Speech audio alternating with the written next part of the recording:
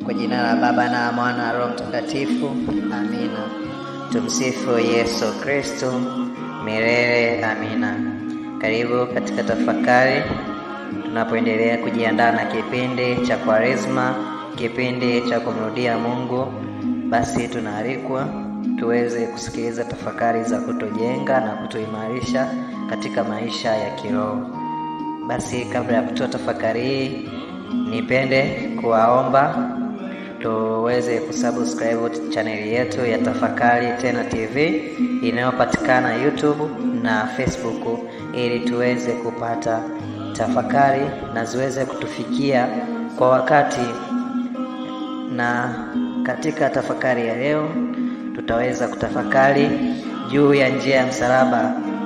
Kwa nini tunasali njia ya msalaba wakati wa Kwaresima na wakati mwingine, na Yesu anatuasa nini katika kusali njia ya msalaba na juu ya njia ya msalaba? Karibuni sana. Njia ya msalaba ni ibada ya kipekee inayosaliwa hasa wakati wa kipindi cha Kwaresma, ambapo waumini wanakumbuka mateso na kifo cha Yesu Kristo. Ni njia ya kutafakari na kutembea kwa kiroho pamoja na Yesu katika njia aliyopita kuelekea msalabani. Alilipa bei ya dhambi zetu kwa upendo wake mkuu, na tunaposali njia hii tunapata fursa ya kugundua zaidi maana ya mateso ya Yesu na jinsi ya kutumia mateso hayo kama njia ya kufikia ufalme wa Mungu katika maisha yetu ya kila siku. Basi tuangalie kwa nini tunasali njia ya msalaba. Tunasali njia ya msalaba ili tuweze kutafakari kifo cha Yesu na sadaka yake kwa utii. Njia ya msalaba inatufundisha kwamba kifo cha Yesu kilikuwa ni sadaka ya upendo kwa ajili ya wokovu wa dunia nzima. Kila hatua aliyochukua Yesu na kila mapigo aliyopata yalikuwa ni kwa ajili ya sisi kuokolewa na kupata msamaha wa dhambi zetu. Ukisoma katika kitabu cha Yohana sura ya 15 aya ya 13, Yesu alisema, hakuna upendo mkuu kuliko huu wa mtu kutoa uhai wake kwa ajili ya rafiki zake. Huu ni mfano wa kujitolea wa Yesu, ambapo ni kiini cha ibada ya msalaba au njia ya msalaba. Kupitia sadaka hii ya kipekee, Yesu alituonyesha upendo wa kweli unaotufundisha kutoa kwa wengine bila kujali gharama tutakazopata.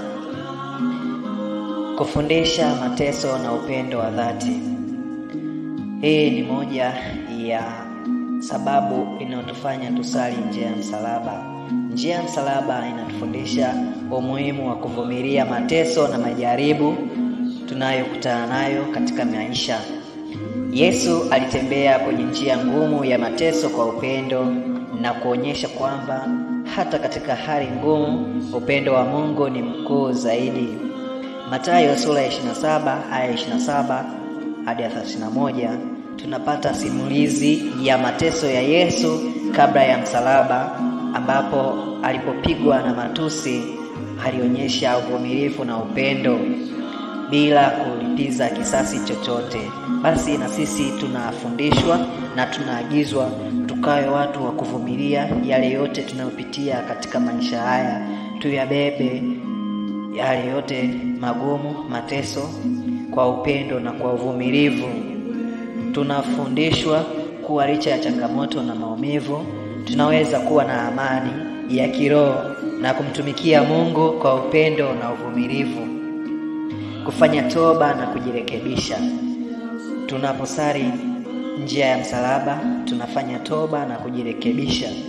Njia ya msalaba inatufundisha kuhusu toba. Tunapofikiria mateso ya Yesu tunajikumbusha uhitaji wetu wa kumwomba Mungu msalabani, kumwomba Mungu msaada kwa dhambi zetu. Kwaresma ni kipindi cha kutubu dhambi, na njia ya msalaba ni njia ya kiroho ya kurekebisha maisha yetu na kumwendea Mungu kwa dhati. Ukisoma katika kitabu cha Luka sura ya 23 aya 34, Yesu alisali akisema, Baba, wasamehe kwa maana hawajui wanachokifanya. Huu ni mfano wa huruma ya Mungu na jinsi tunavyofundishwa kuwa na roho ya msamaha kwa wengine. Toba ni kugeuka kwa Mungu, kumuomba msamaha na kuanza upya kwa kumtumikia Mungu.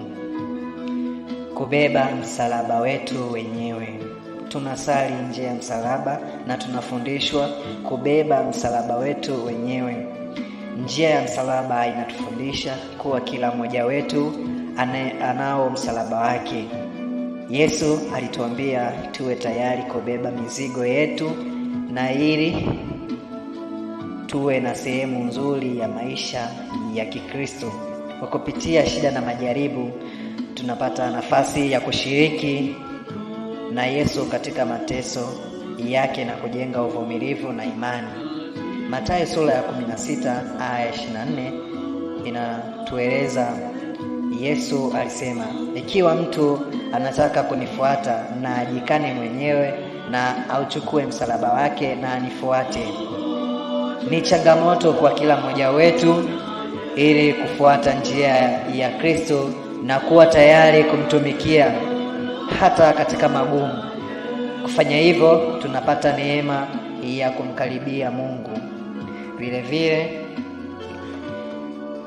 tunapata kujua kwamba tukisali njia ya msalaba, na kwa nini tunasali njia ya msalaba, tutajua kufuata mfano wa Yesu wa upendo wa kujitolea. Yesu mwenyewe alijitolea, basi tunaalikwa mimi na wewe tukawe watu wa kujitolea. Njia ya msalaba ni njia ya kujitolea. Yesu alijua kuwa alifaa kutoa maisha yake kwa ajili ya wokovu wa watu, na hivyo tunapofanya sala ya njia ya msalaba tunapata nafasi ya kufikiria juu ya wito wetu wa kujitolea kwa Mungu na kwa wengine. Yohana sura ya 10 aya 11, Yesu alisema, mimi ni mchungaji mwema. Mchungaji mwema hutoa uhai wake kwa ajili ya kondoo zake. Yesu alituonyesha mfano wa kujitolea, na sisi tunalazimika kuwa tayari kujitolea kwa upendo kwa Mungu na kwa jirani zetu, hasa kwa wale wenye uhitaji. Tunabidi tuoneshe utayari wetu wa kujitolea na kuwasaidia.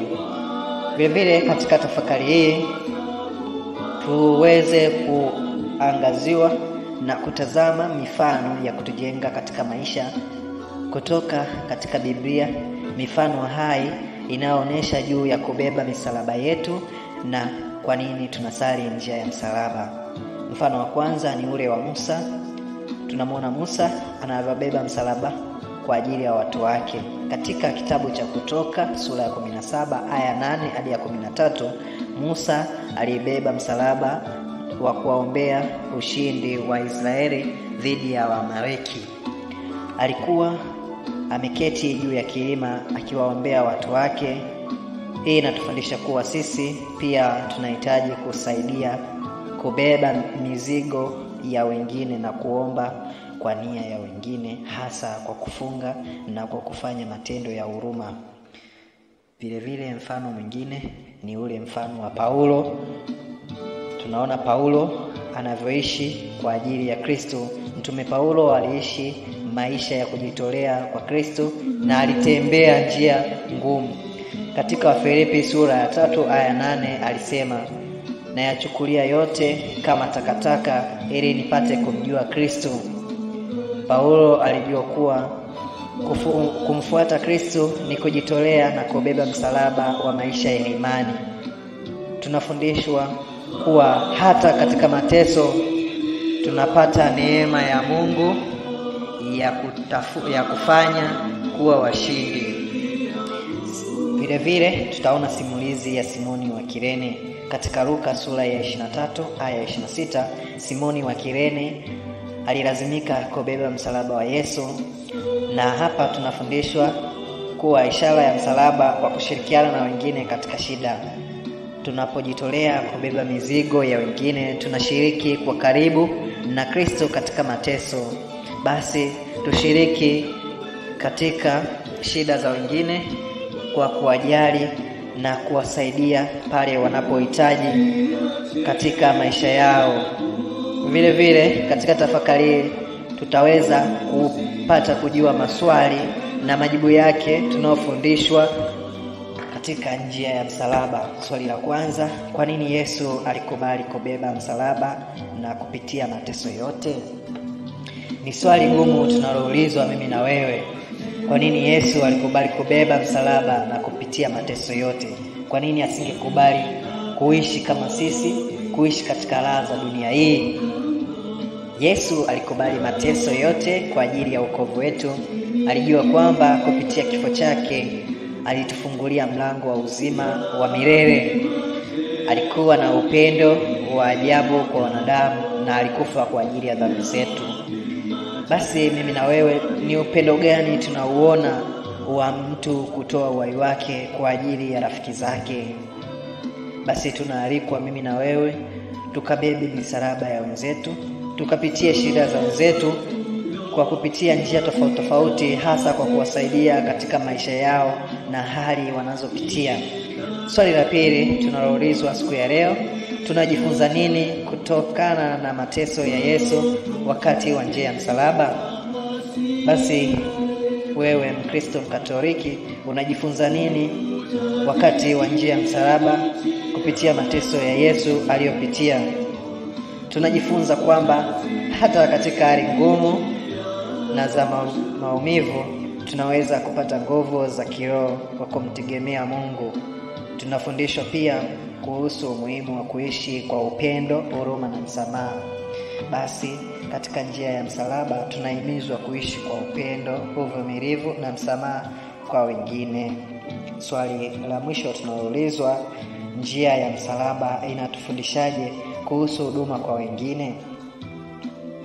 Njia ya msalaba inatufundisha kuwa kama Yesu alivyohudumia kwa kujitoa, sisi pia tunapaswa kuishi maisha ya kudumu na kuwahudumia wengine wenye mahitaji, hasa wakati wanapokutana na changamoto. Kufanya hivyo tutapokelewa na tutakuwa karibu na Mwenyezi Mungu na kufanya tuwe maisha ya kiroho yetu yawe imara, maisha yetu ya kiroho yatakuwa imara. Basi tujifunze kupitia njia ya msalaba. Na mwisho, njia ya msalaba inatufundisha mengi kuhusu upendo, kujitolea, toba na kuishi kwa imani. Ni kipindi cha kutafakari mateso ya Yesu na kushirikiana naye katika magumu ya maisha. Tukijifunza njia aliyopitia Yesu, basi na sisi tutaweza kuibeba misalaba yetu kwa upendo na kwa uvumilivu. Tutajifunza kuwa kama Yesu alivyovumilia na kujitolea kwa ajili yetu, sisi pia tunapaswa kujitolea kwa Mungu na kwa wengine kwa kushiriki kwa dhati katika kipindi hiki cha Kwaresma. Tuna nafasi ya kupata nguvu za kiroho na kuishi maisha yanayompendeza Mungu. Basi katika kipindi hiki cha Kwaresma tunaalikwa kushiriki ibada ya njia ya msalaba majumbani kwetu, katika jumuiya zetu na popote pale inaposaliwa, maana kupitia njia ya msalaba tunajifunza mengi.